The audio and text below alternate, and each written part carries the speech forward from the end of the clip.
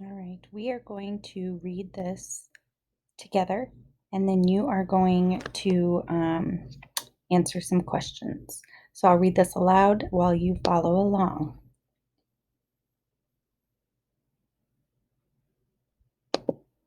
Oops.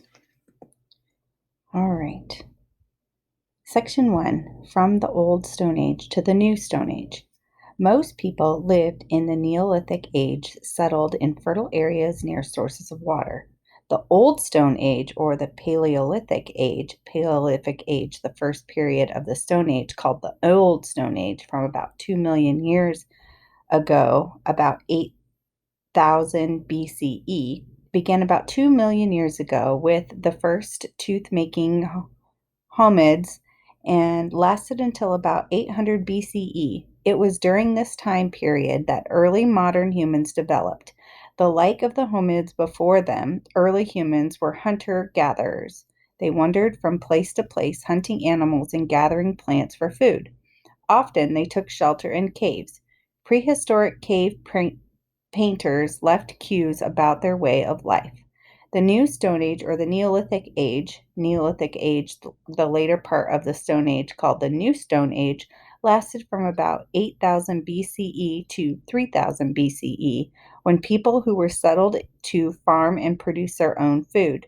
The discovery of farming did not happen all at once. Over thousands of years, people gradually learned to raise animals and plant crops. They eventually began to rely on these farms for their food. Now, rather than having to roam long distances in search of things to eat, people could settle down in one place.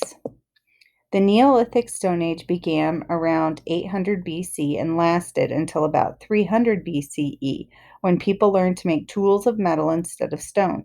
During this time, farming developed in many places throughout the world, including parts of Europe, Africa, Asia, and the Americas.